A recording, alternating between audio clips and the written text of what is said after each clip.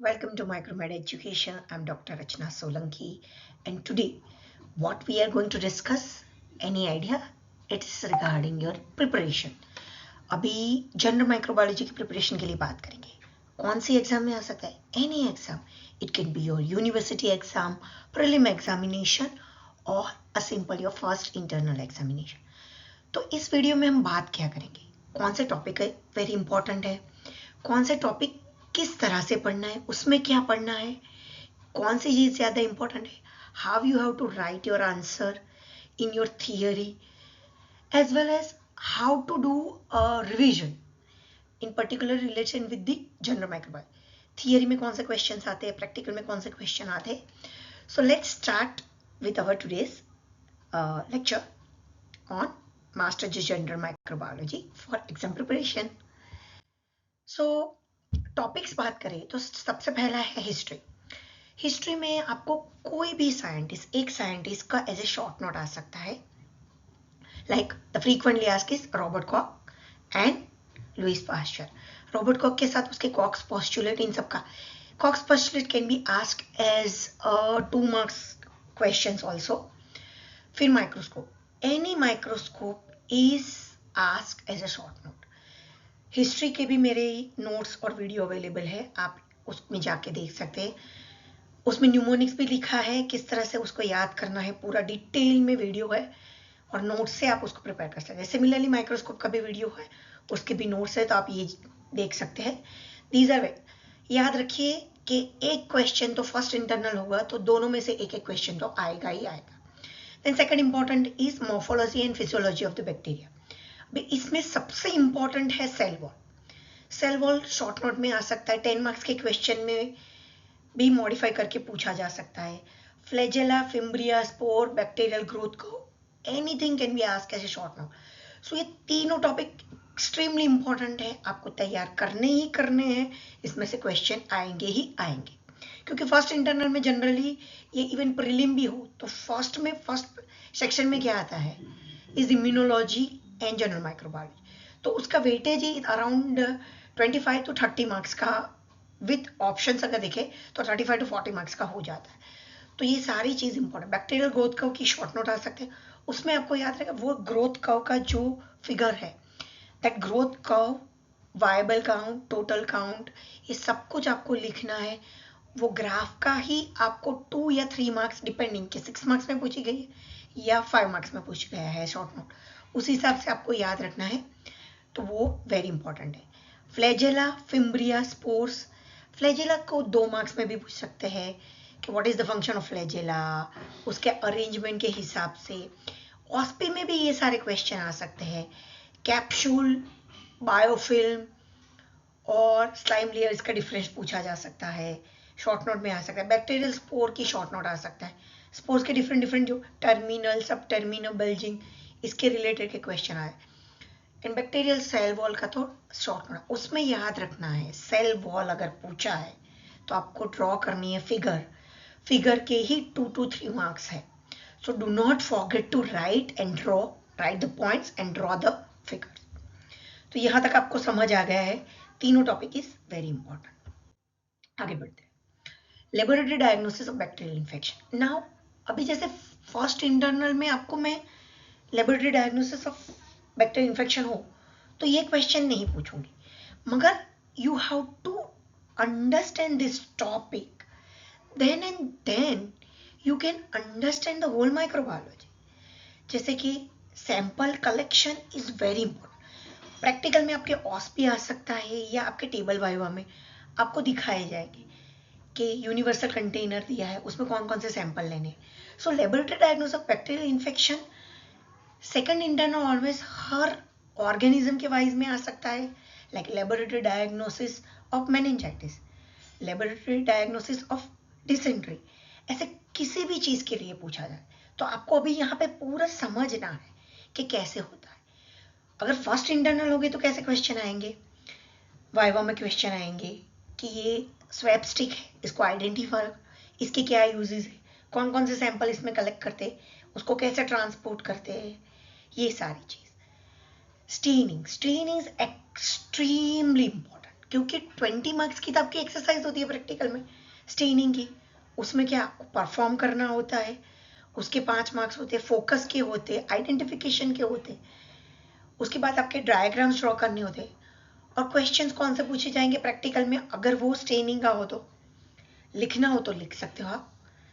Principal पूछेंगे, modification जैसे कि ग्राम स्टेन के मॉडिफिकेशन क्या है, what is modern, what is modern उसकी डेफिनेशन, ग्राम स्टेन में कौन सा मॉडर्न है, ज़ेडनस्टाइन में कौन सा मॉडर्न है, एग्जांपल के साथ जैसे ज़ेडनस्टाइन में नो मॉडर्न है, फिजिकल भी है और केमिकल भी, heat is a physical modern, ऐसे आपको याद रखना है। देन क्लासिफिकेशन ऑफ स्टेन, उसमें आपको सब पता, simple stain, differential stain, special stain, negative stain, ये सारे आपको पता होने चाहिए। अगर ग्राम स्टेन है तो ग्राम पॉजिटिव ऑर्गेनिज्म कौन से होते हैं, ग्राम नेगेटिव कौन से होते हैं, अरेंजमेंट के हिसाब से ग्राम पॉजिटिव ऑर्गेनिज्म कौन से, जैसे स्टेफाइलोकोकाई क्लस्टर में होता है, स्ट्रेप्टोकोकाई चेन में होता है, इस तरह से। फिर ज़ेडन स्टेन हो गए तो मॉडिफिकेशन ऑफ ज़ेडन, जैसे कि H2SO4 के हिसाब से कौन कौन से एसिड फास्ट बेसिलाई होते हैं, वो आपको पूछे जा सकते। ये सिंपल क्वेश्चन है, ये सारे क्वेश्चन आपको आएंगे, तो इतने क्वेश्चन के आंसर तो आपको तैयार कर ही लेने हैं। फिर मीडिया, मीडिया आपको थियरी में भी पूछा जाएगा, प्रैक्टिकल में ऑस्पी में भी आएगा, प्रैक्टिकल में टेबल में भी आएगा, टेबल वाइज कि आइडेंटिफाई करो ये मीडिया, ये कौन सा है, उसका टाइप क्या है। ऑस्पी में जनरली पूछा जाएंगे कि ये मीडिया है, उसका फिगर ड्रॉ किया होगा, उसका इमेज हो, उससे आपको identify which media is this, then followed by उसके कौन से यूजेस है, उसका स्टरलाइजेशन मेथड कौन सा है, वो कौन सा टाइप का है, वो डिफरेंशियल है, इंडिकेटर है, ट्रांसपोर्ट है, कौन सा मीडिया है, और एएसटी की प्लेट भी देखनी होती है और उसका आइडेंटिफिकेशन होता है। Okay, bacterial genetics is very important in case of theory. So question कौन से आएंगे, प्लाज्मिड आता ही आता है, पीसीआर भी जनरली पूछते हैं, म्यूटेशन के 2 मार्क के क्वेश्चन ऐसे आ सकता है, horizontal DNA, transcription, transduction, conjugation, इसमें से भी कुछ भी आ सकता है या उसके 2 मार्क्स के क्वेश्चन आ सकते हैं। So this is very important. Now antimicrobials, now certain college they prefer to teach this antimicrobial in 3rd term, certain they teach in the 1st term. So based on कि अगर 2nd या 3rd term में antimicrobials pharmac के होने के बाद पढ़ाते हैं तो it's easier for student to understand their applications in microbiology. तो आपको समझना क्या है कि कौन से टर्म में आपको पूछा गया है, तो फर्स्ट टर्म में अगर नहीं होता है तो उसको रहने दे, मगर क्या इंपॉर्टेंट है, क्लासिफिकेशन इज एक्सट्रीमली इंपॉर्टेंट। इसमें से जनरली 10 मार्क्स के क्वेश्चन आते हैं या शॉर्ट नोट आता है। Write down the classification of antimicrobial, what do you mean by antimicrobial resistance, what is intrinsic resistance, what is acquired resistance, इसके रिलेटेड शॉर्ट नोट आते हैं या 10 मार्क्स का क्वेश्चन आता है।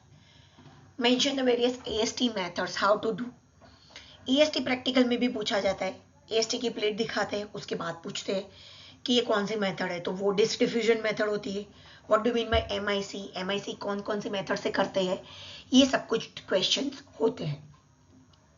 फिर शॉर्ट नोट क्या आती है, MRSA, ESBL, carbapenemase, and the frequently asked nowadays question is AMSP, जो 3rd टर्म में ही आपको आएगा।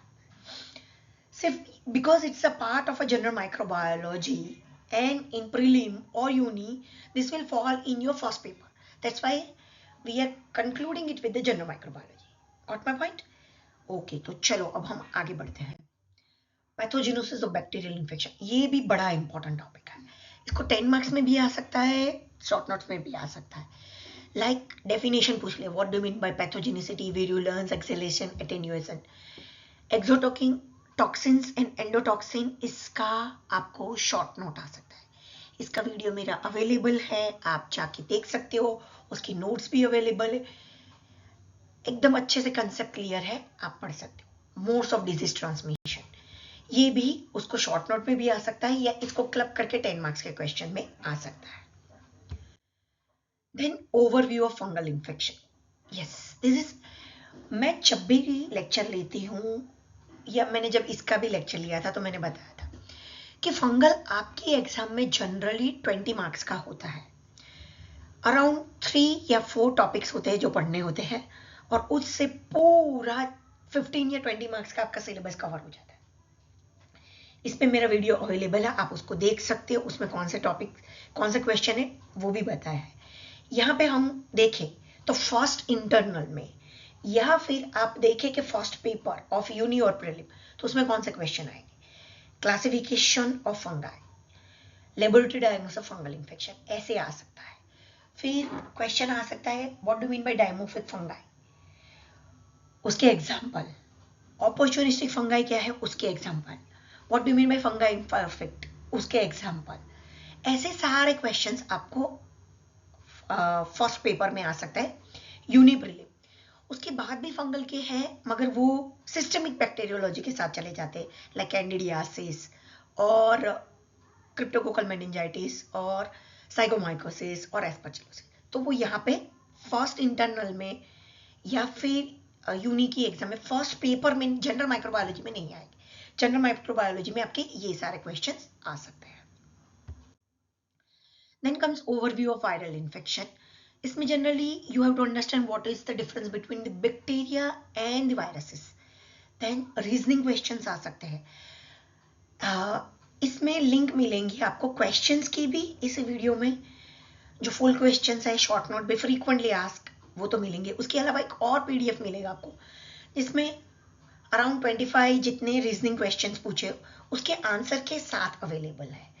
तो please go through it because certain universities they consider asking reasoning questions also, so it's better you should go through this reasoning question and understand how to write this answer in your theory exam, because वो 3 marks का है, आपको एक बार समझ आ जाएगा कैसे, तो कोई भी रीजनिंग क्वेश्चन आप उसको अटेम्प्ट कर सकते हो। And viral replication can be asked in short note. Then comes our overview of parasitic infection. इसमें सारी डेफिनेशन आ सकती है या लेबोरेटरी डायग्नोसिस। नॉर्मल फ्लोरा में से जनरली 2 मार्क्स का क्वेश्चन आ ही जाता है, लाइक व्हाट, और रीजनिंग क्वेश्चन भी पूछा जा सकता है।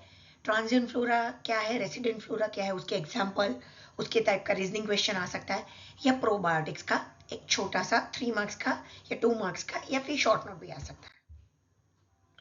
एपिडेमियोलॉजिकल इन्फेक्शियस डिजीज, उसमें सारी जो डेफिनेशन है वो आ सकता है। जनरली प्रीलिम में या यूनिवर्सिटी एग्जाम में ये क्वेश्चन आता है। Generally we don't prefer to ask in first internal because वो बच्चों को थोड़ा सा डिफिकल्ट हो जाता है। What do you mean by outbreak investigation, how to do an outbreak investigation and automation in microbiology. Soon I will release the video regarding the same in my channel with the answer, the model answer which generally I provide. Then comes the extremely important topic of the first internal or prelim or university is sterilization and disinfection. मतलब अगर मुझे पूछे बच्चों कि इसमें से madam मैं क्या पढ़ूं, तो मैं ऐसा ही बोलती हूँ, इसकी फर्स्ट वर्ड से लास्ट वर्ड तक पूरा पढ़ो और पूरा याद रखो, because it is extremely important. इसमें से कोई भी क्वेश्चन आ सकता है और इसका ये टॉपिक का अराउंड 15 मार्क्स का वेटेज है आपकी पूरी एग्जाम में, थियरी में, और प्रैक्टिकल में भी अराउंड 15 मार्क का वेटेज है, 10 to 15 मार्क्स का। तो आप देख लीजिए अगर आप पूरा टॉपिक पढ़ते हो तो आपको मिनिमम 20 मार्क्स तो आ ही जाते हैं, थियरी और प्रैक्टिकल दोनों में से मिलके। तो मैं ऐसा मानती हूँ कि you should read it thoroughly and learn it thoroughly. So question कैसे आते हैं, जैसे कि 10 मार्क्स का क्वेश्चन फ्रीक्वेंटली आस्क, मेरे मॉडल जो आपको लिंक में मिलेंगे उसमें मिल जाएंगे 10 मार्क्स के क्वेश्चन। डेफिनेशन आपको आनी चाहिए जो थियरी में भी पूछी जाती है, वाइवा में भी पूछी जाती है। Define sterilisation, define disinfection, high level, low level, intermediate disinfection आपको पता होना चाहिए क्या क्या होता है। शॉर्ट नोट आती है या 10 मार्क्स में ही आ जाता है। ऑटोक्लेव, ईटीओ, प्लाज्मा स्टरिलाइजेशन, किसी के भी बारे में। What do mean by physical method of sterilisation, enlist the physical method of sterilisation, enlist the chemical method of sterilisation, enlist sterilisation मतलब sorry, describe in detail about CSSD, Spaulding classification बताओ, sterilisation indicators जो होते हैं, chemical indicators, biological, class 1 कौन से, class 2 कौन से, class 3 कौन से, क्लास 4 कौन से, क्लास 5 कौन से है, बोबडिक क्या है, और ये सारी चीज आपको ऑस्पी में भी आएगी, टेबल में भी आएगी, और यूनिवर्सिटी एग्जाम और प्रीलिम में क्या आता है, इन्फेक्शन कंट्रोल का जो टेबल होता है उसमें भी ये आता है। तो ये तो कहीं ना कहीं ना कहीं ना कहीं तो आ ही जाएगा। तो आप समझ लो आपके 20 marks of 10 to 15 marks theory में और 10 to 15 मार्क्स प्रैक्टिकल में इसी के है, तो इसको थरली पढ़ना है। सो अगर कोई स्टूडेंट बोलता है कि मैडम मेरे को बस अब 10 डेज है पढ़ने में जनरल माइक्रोबायोलॉजी में, मैं क्या पढ़ूं, तो मैं बोलूंगी you start with sterilization and disinfection, thoroughly word to word उसको पूरा पढ़ो। Morphology and physiology of bacteria पढ़ो, क्योंकि उसमें से बहुत सारे क्वेश्चन आते हैं, मैंने ऑलरेडी बता दिए हैं। उसके बाद आप एंटी माइक्रोबियल एजेंट पढ़ो। देन जो अगर आपके आप if you are preparing accordingly, like आपकी सिलेबस देख लो, फर्स्ट इंटरनल में है तो पढ़ो, वरना छोड़ दो। ओवरव्यू ऑफ फंगल इन्फेक्शन पढ़ो, क्योंकि उसमें से अराउंड 6 to 10 मार्क्स का तो आ ही जाएगा। बैक्टीरियल जेनेटिक्स पढ़ो ही पढ़ो, प्लाज्मिड, पीसीआर, ट्रांसडक्शन, ट्रांसलेशन। सो इतना पढ़े बिना तो आपको एग्जाम में जाना ही नहीं है, कोई भी एग्जाम हो। Then you will definitely be it's easier for you to pass. और जब भी कोई भी एग्जाम में क्वेश्चन लिखो, उसमें कौन कौन सी फिगर ड्रॉ कर सकते हो, देखो जैसे माइक्रोस्कोप है तो आपको माइक्रोस्कोप का इमेज प्रिंसिपल वाला जो है हर माइक्रोस्कोप का, वो ड्रॉ करना ही करना है आपको। और try to write in a point wise, don't write in paragraph wise. हर नया क्वेश्चन नए पेज से स्टार्ट करना है, पॉइंट्स में लिखना है, नीटली लिखना है, ज्यादा लिखना नहीं है, पॉइंट्स में लिखना है, टू द पॉइंट लिखो, so you will definitely get marks. And soon I will release for the next video will be of immunology. So thank you so much, hope you enjoy this video and this will be helpful. Don't forget to subscribe my channel, and also download the click to the link and download the questions for the reasoning question and full question and the short. Thank you so much.